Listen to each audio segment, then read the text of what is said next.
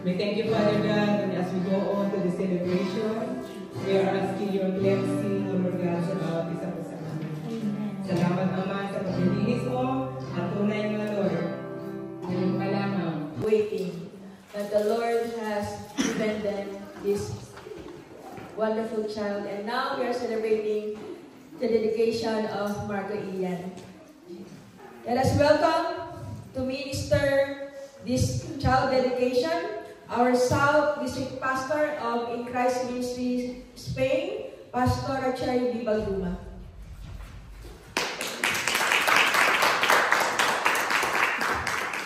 Praise God.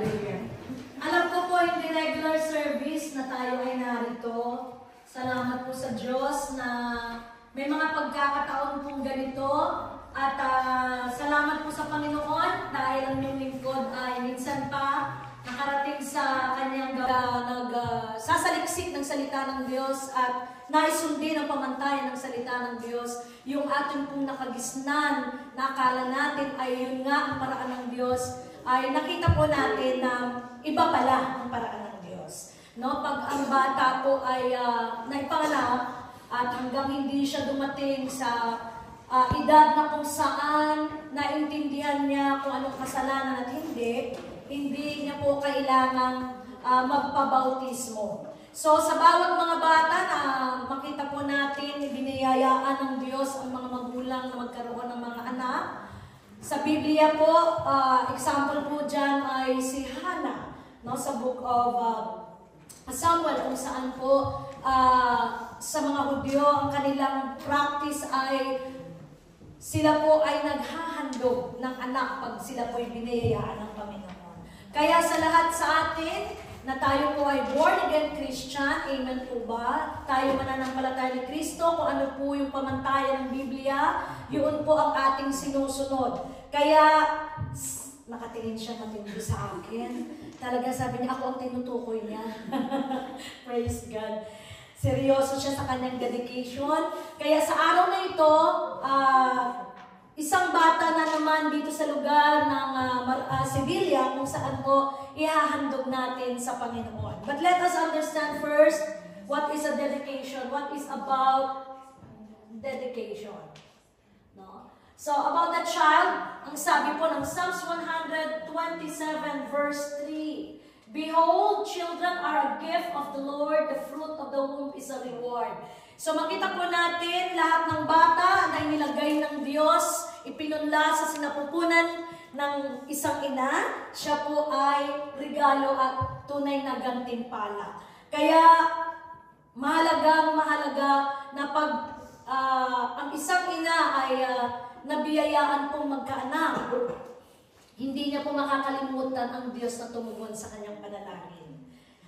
Lahat po yata ng kababaihan, kahit hindi nabiyayaan makapag-asawa, ay nangangarap ng isang ina. Pero hindi man lahat, tayo nagbubunyi, amen po ba? Sabihin mo, joy ka ba dahil naandito ka? Na-joy ka ba kahit nandito ka? Amen ba? Hindi dahil sa kainan, kundi sa celebration. Amen po ba? Nang may bata po na regalo ang Diyos sa buhay ni Sister Christy. With so long time. No? Pangarap na yon, di pa siya nakapag-asawa. Pero nung nakapag-asawa siya, sobrang pangarap. At alam ko pong maraming nanalangin, personally po siya at ang kanyang asawa, nanalangin po sa Panginoon na isang araw, magbunga din po ang kanilang pagmamahalan. At ito na nga siya ngayon. No? So, tandaan natin, behold, Marco Ian is a gift from God. Amen? Reward from God. Kaya pagdating naman sa dedication, it is a biblical practices of men and women of faith, not baptism. As in Mark chapter 1 verse 4, it says, "And so John the Baptist appeared in the wilderness preaching the baptism of repentance for the forgiveness of sins." So, tandaan natin ang baptism sa tubig, ang bautismo sa tubig, sa simbolo at meaning po nito sa Biblia, ito po ay baptism of repentance for the forgiveness of sin. Lahat naman po ng tao, sabi nga, lahat ay nagkasala, walang nakaabot sa kalwalatian ng Diyos. Pero pagdating po sa bata, they are still innocent. No? Wala pa po silang muang, wala pa po nakarecord na kung ano man sa kanilang brain, they are just recording. No? Natututo sila as they grow up. Kaya makikita po natin, it is not about baptism, it is about a dedication. Inaalay lang po ang mga bata dahil yun po ay pamantayan na sinabi ng salita ng Diyos. Kaya maintindihan po natin, a child is still in the age of innocence, not yet in the age of accountability, knowing right and wrong. So wala po talagang makikita tayo sa Biblia na bata na nilulubog sa tubig. Lahat po yata tayo hindi nilubog, kundi pinahiran lang ng tubig sa ulo. Amen ba? Pinatuluan lang. I have still seen my picture with that when in 1970. Grabe po.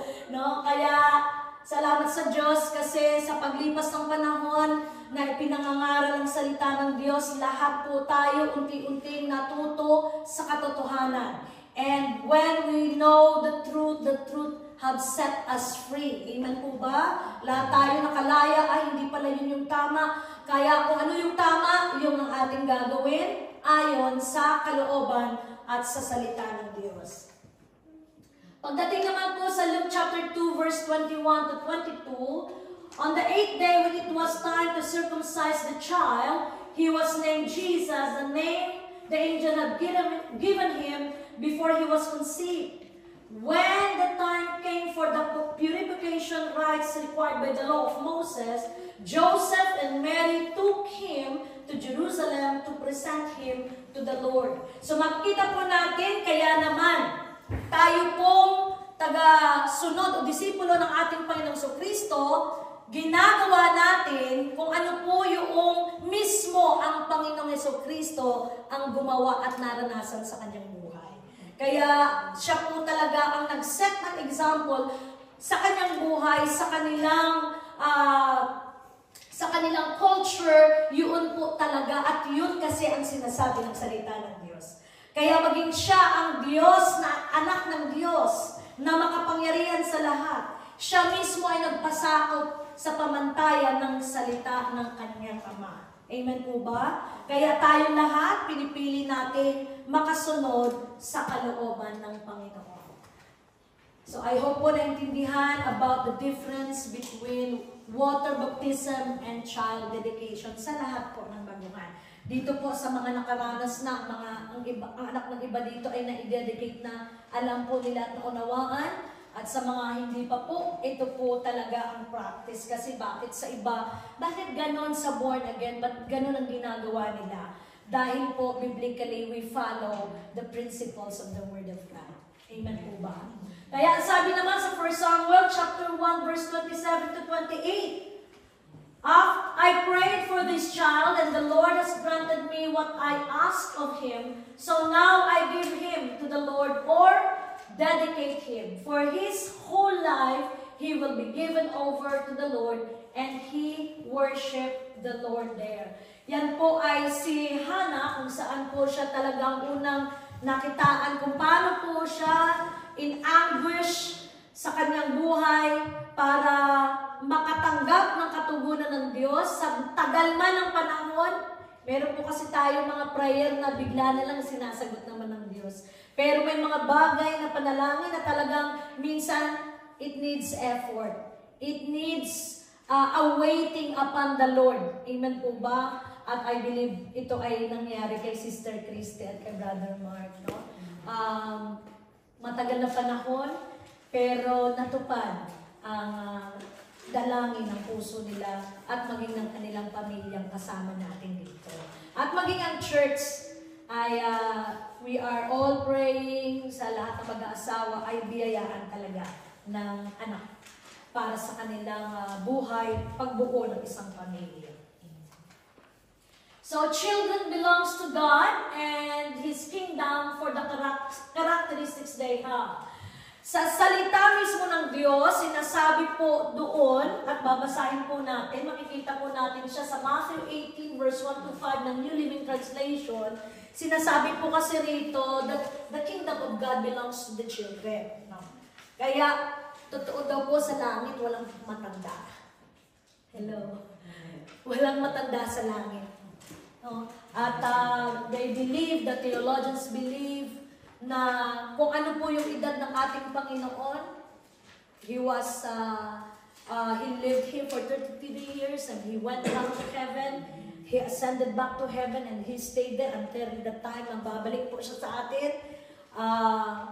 Everything will remain that parang mga bata sila. Kaya maraming testimony, kung nakakapanood po tayo minsan sa mga testimony ng nakaranas ng heaven experience, nakita po nila yung mga lolo nila at pinakita po, isang bata po yan na nakarating sa langit, pastor yung tatay niya. I forgot the title of that movie, but that is a true-to-life story. Nagkasakit yung bata at namatay siya and he went to heaven. And nung nakabalik po siya, he was revived to life. Hindi siya nagsalita kaagad, but unti-unti niya ni-reveal that he has seen people in heaven. He has seen somebody na niyayakap siya. Niyayakap siya ng bata. Nagugulat siya ba't siya niyayakap. And he found out that it was her elder sister na na-miscarriage ng kanyang mother. At nakita niya rin doon yung kanyang lolo, which is na-describe, hindi yun ang mukha, hindi matanda. At nagbuskar po, naghanap po ng picture ng mas batang mukha ang tatay ng daddy at yung daddy niya doon sa lolo niya. And ang sabi niya, yes, that is grandpa. No? So, marami po. Isa lang po yan sa mga maririnig at malalaman po natin na may heaven experience that really mga bata at nasa langit. Kasi forever eh. Naniniwala ba tayo doon? Hindi, kung tumatanda pala, hindi wala forever kasi mangulubot tayo lahat. But thanks God kasi sa heaven, ang sabi nga ng 1 Corinthians chapter 15, ay meron tayong glorified body even as we pass away in this life. When we enter heaven with the Lord, in the presence and in the kingdom of God, there will be a glorious body. Amen po ba? Hindi masisira, hindi mangungulubot, nananatiling fresh because life is there. Because Jesus is life. Palakpakan po natin ang Panginoon. Mahina po pumalakpak ang sinila. Para sa Panginoon po, ating pagpapalakpak, hindi po ako. Amen. Masana niya po tayo. Okay, ang sabi po rito, babasahin po natin. About the time the Verse 2, Jesus called a little child to him and put the child among them. Verse 3, then he said, I tell you the truth, unless you turn from your sins and become like little children, you will never get into the kingdom of heaven. Grabe po ito. Unless, may condition po. Tandaan natin, may condition po to belong into the kingdom of heaven. Ang sabi po rito, unless you turn from your sins. No one can enter heaven living in sin. Number 1 po siya. Because God is a holy God. No one can dwell in the holy presence of God. Lahat po tayo ay matutupok. Pero salamat po sa Panginoon, He has given men the chance to repent. Amen po ba? Lahat po tayo, habang may hininga tayo, at tayo po ay may falta sa Panginoon, binibigyan tayo ng Diyos ng pagkakataon, we can turn away from our sins and live in righteousness of God. Amen po ba? Kaya ang sabi, pangalawang kondisyon, iwanan mo ang iyong kasalanan, at ang sabi, unless you become like a little children. Sino mahilig sa bata? Pakita sa kamay. Pero pag makulit na, ayoko na. Ang dami sa iba. At little children, may characteristics po ang bata na hinihingi ng Diyos lahat ng kanyang mananampalataya na gustong pumasok sa langit, dapat you are behaving like a child. Amen? Ang child po kasi, ang sa una po kasi kanina yan po, unless you turn, they are innocent of sin. Pag bata pa, wala pa yan, di tayo makapili ng tama at mali. Although, sa iba, pag normally, ang bata, kinuha mo ba? No. May kinuha ka ba? No. No, yun, no.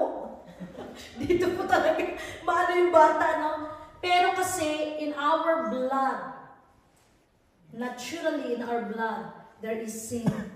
Namana po natin siya sa ating unang mga magulang. But thank be to God, because Jesus died on the cross for the forgiveness of our sins. Lahat ng kasalanan, binayaran para tayo po lahat ay maging malaya sa kasalanan. Palampakan po natin ang Panginoon. Kaya makikita po natin, ang sabi po dito, you will never get into the kingdom of... Marami pa kayong panalangin, both as husband and wife, paano palakihin yung bata. Hindi lamang spiritual, of course, nandoon yung you will provide the needs hanggang sa kanyang paglaki at mapapaaral for the future. Kaya talagang God's wisdom sa inyong mag-asawa, nagmamahal ang lahat ng bagay. Kasama ang mag-budget at budget para sa future ni Martha. Amen? Praise God. Ang sabi po dito, parents, if you agree, just say yes to the following question. Do you promise to God that you teach the Bible, one day lead your child to saving faith and ways in the Lord Jesus Christ? So, mahalaga yan. Kaya paano natin matuturuan kung hindi tayo nagbabasa ng Bible? So, both. Sorry po, yan ang totoo Paano ka makatuturo kung wala kang alam?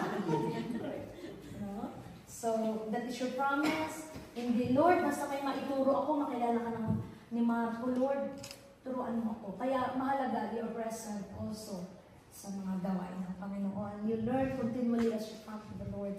At as you grow in that knowledge of the Lord, you grow in relationship to the Lord, nandoon na po yung puso na yun na whatever you receive from God, you have to pass it sa inyong anak. Not only to teach the Bible, isang araw, pag dumating na siya, before the age of reason, na makaunawa po siya, ay patatanggapin natin siya. Hindi lang kayo ang born again, ma-born again din siya. Tanggapin niya rin ang regalo ng Diyos kasi everyone have been fallen short from the glory of God. Amen ba? Amen. Hallelujah.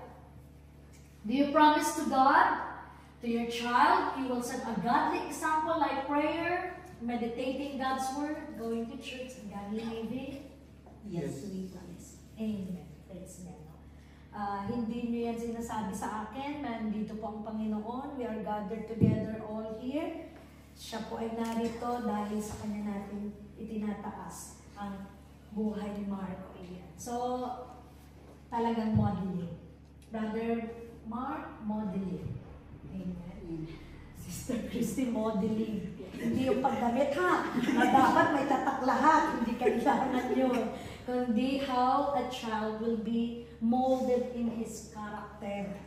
Isang matatag, matapang na bata, masayahing bata, hindi laging malungkot. Hindi rin, kaya mahalaga, pag merong hindi pagkaunawaan, Mr. and Mrs., huwag lakasan masyado ang boses, nandiyan yung bata. No? Kasi akala niya, minsan, pag meron ng ganyan, may war si Mr. and Mrs., akala niya, normal lang yun. Hindi po siya normal. Amen? He will provide a peaceful, a loving atmosphere or a household na lalaki siya. Hindi kaguluhan, kundi kapayapaan at kagalakan ang kanyang mararanasan. Pag-ibig. Amen ba? Amen. Modeling. Ulitin ko rin. Amen? Hallelujah, no? So, maraming bagay. Prayer, nandyan po siya. Kaya meditation. Continuous learning po yan. Lahat naman tayo ay nagpapatuloy matuto sa Panginoon.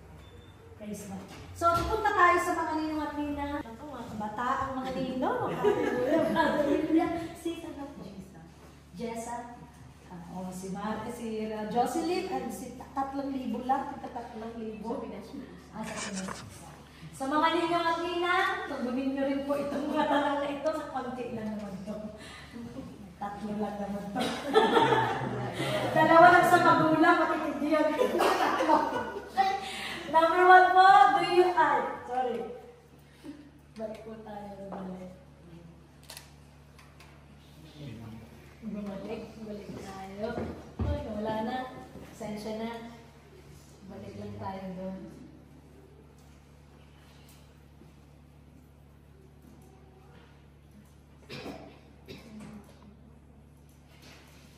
Okay. Ayan na.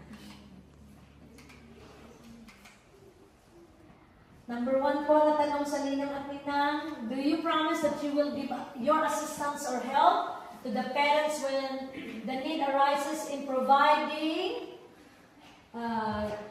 Brother Mark and Sister Christy sa oras at panahon na may kailangan, magdi-date silang mag-asawa, pagpantayan. Kasama po yun ha, kasama po yun. Kung kapit-bahay lang. No? At free naman kayo, are you willing na mag-assist or help? Hindi lamang po yan sa mga ganon. May mga difficult times po kasi na minsan, magkasakit. Talagang halimbawa, God forbids, no? Mag-pray natin that the Lord will just really protect Marco hanggang sa kanyang paglaki. Pero pag hindi ko maiwasan, minsan po sa nangyayari talaga siya, need ng assistance po. Are we willing? Yes. Amen. Kasi actually alam na natin, no, God, parents, pangalawang magulang po tayo. So, pangalawa po, ang sabi dito, do you promise? Pangako talaga yan, ha? Hindi napapako. God forbid, if something happened to the parents of Marco Ian, would you stand and oblige yourselves to become a second parent to Marco Ian? Yes. Talagang, yan, God forbids po yan, God forbids. Pero kung sakali po, yan po talaga ang stand ng mga second parents or godparents. No? Hindi madali, pero kung mangyari at isang araw, hindi naman isa lang ang mag-aakot niya, lahat naman tulong-tulong po. Amen? Sa lahat ng aspeto. And of course, number 3. Okay, number 3 na po tayo. The great assistance we could offer or give to Ian, Marco Ian, especially to our parents, is prayer. Great po yun sa lahat. Kasi, Sabi nga, when someone is praying, he is reaching heaven. Grabe po, pag nananalangin ng isang tao, nararating niya po ang trono ng Diyos. And God is really present when that is happening. Kaya, mga ninong, matuto tayo mag-pray. Nagtututodo kasama na ang ating mga inaanak, no? Sa padamihan ba naman ang inaanak kay Lord? Bahala ba namin lang sila lahat?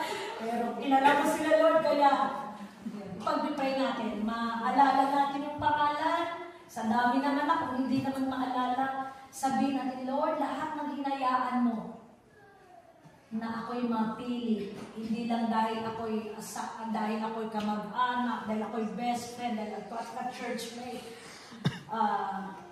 katrabaho, hindi po aksidente pag may nangyaring ganito sa ating buhay. Amen. But sometimes, this is kind of a responsibility in our lives na dito ako matututo manalangin para sa iba. Lalo na sa mga bata. Lalo na sa mga magulang. Hindi po madali ang maging magulang. Ako po hindi ko po naranasan. Pero bilang isa nangunguna din sa church, lahat mga anak, iba-iba ugali, iba-ibang problema. Alam niyo po yun. And how much more sa mga magulang in these times po na hindi lahat madali, lahat ay nagiging difficult. Amen. Pero salamat, the Lord is with us. Remember, Sister Christy, Brother Mark, when God have given you this child, may difficulties man, hindi kayo mag-iisa, kasama ng Diyos. Amen. Kung nagplano kayo, mas may plano siya kay Marco. Amen. Amen. Tayo pong lahat ay manalangin sa oras na ito.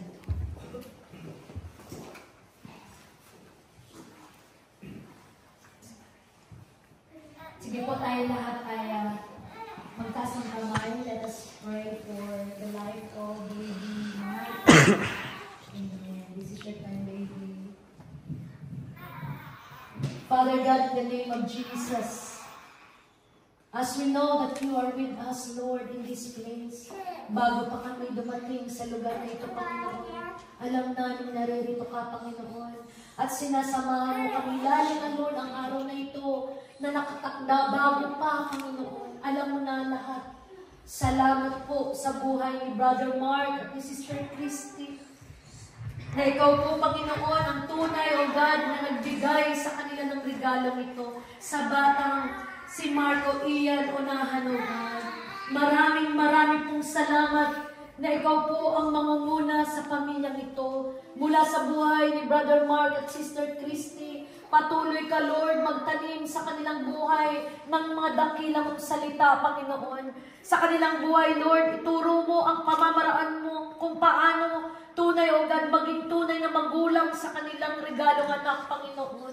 Sa pangalan ni Jesucristo, Ikaw, Lord, ang maging sentro ng kanilang pamilya. Ikaw ang tunay, O Diyos, na manguna sa kanila sa lahat ng oras, Panginoon. As they will acknowledge you, you will direct their path straight, O God. As they have plans, O God, they will commit to you, for you, O Lord, can make it to happen victoriously. At lalo na sa buhay, O God, in the name of Jesus, ni Marco Ian Unahan, tinataas po namin ang batang ito sa iyo, Lord God, in the name of Jesus. We dedicate this child, Brother Mark, and Sister Christy, and all of us as witness, Lord, we dedicate this child to you. This child comes from you, and we promise, oh God, as they choose it today, Lord, to dedicate to you, this child, be your child back, Father, in the name of Jesus. Mula sa araw na ito, Panginoon,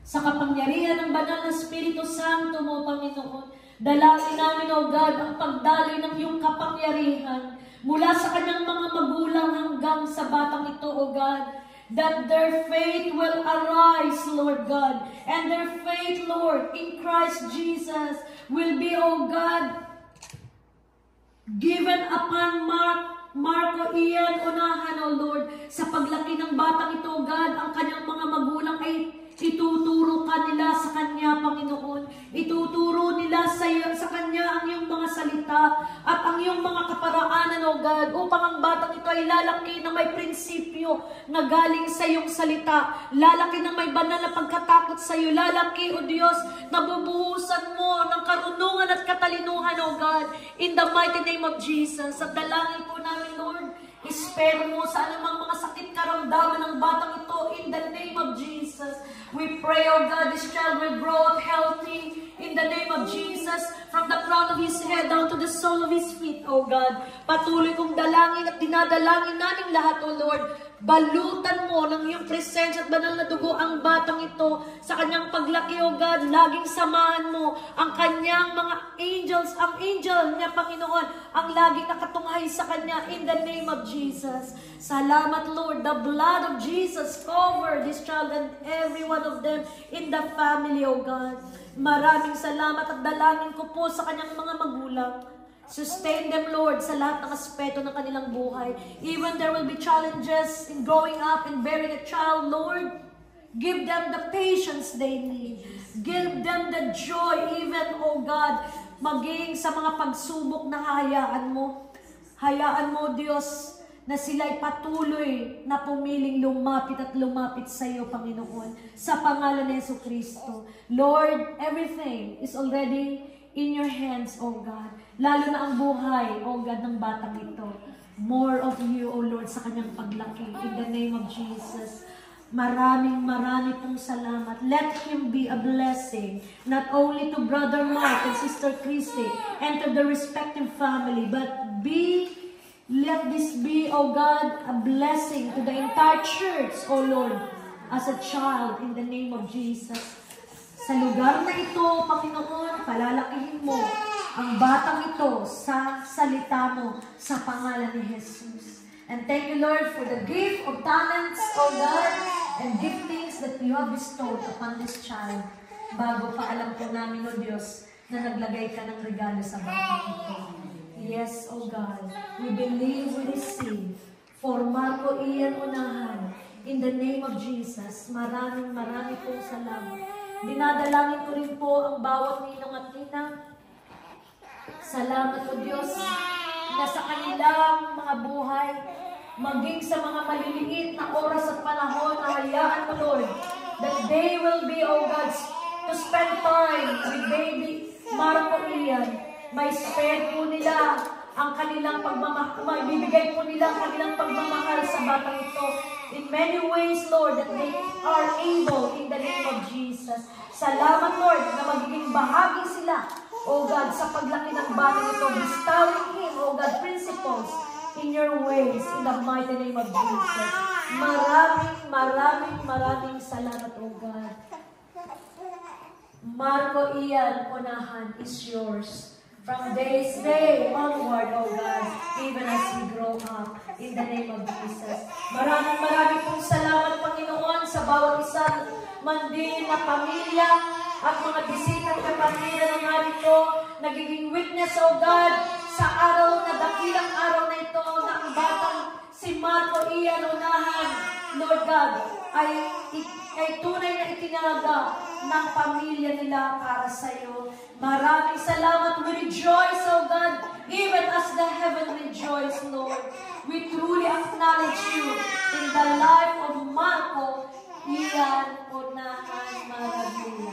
In the mighty name of Jesus, receive, O God, all the glory, honor, and praise. And everyone will say, Amen and Amen. Palakpakan po natin ang Panginoon.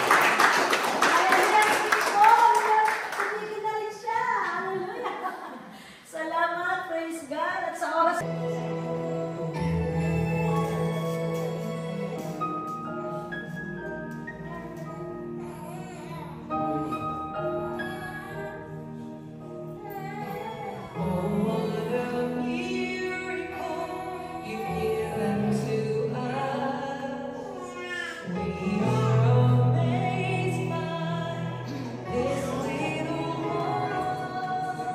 Created in your image.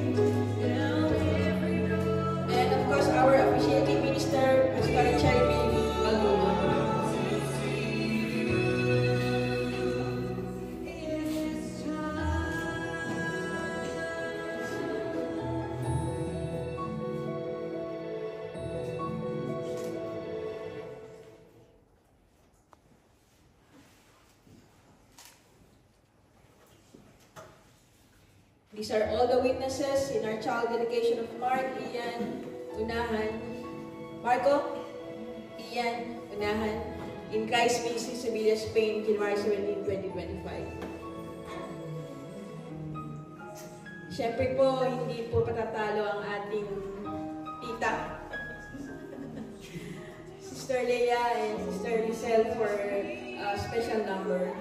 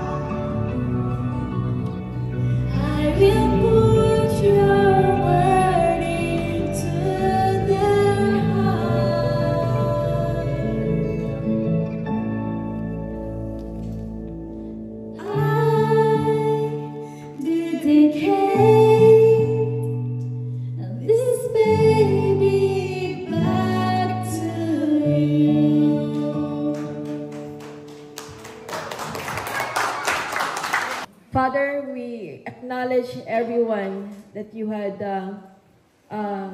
allowed us, Father, to see, to witness what you had done to the life of Marco Ian, and of course to his parents, oh God. We thank you for the life of Pastora Cheng Bibalguma. We bless her, oh God, and continually we ask you to give her more wisdom and strength, Father. We also pray for every visitors that we have right now, that they will know you more and encounter you, Jesus. And Father, as we have our reception later, we pray for your mercy, for your joy upon us as we celebrate your goodness. Father, we acknowledge all your word, O God, and we are praying, Father, that these words will manifest into our lives and we will obey, Father, by your help and mercy. In Jesus' name, Father, we ask for your protection. We ask for your strength, O God, as we continually give you all the glory, Father. Come on, let's lift our hands to the Lord and receive God's benediction. That the love of God, that the grace of Jesus Christ, and the sweet fellowship of the Holy Spirit be with us all. In Jesus' name we pray. Amen and amen. Amen.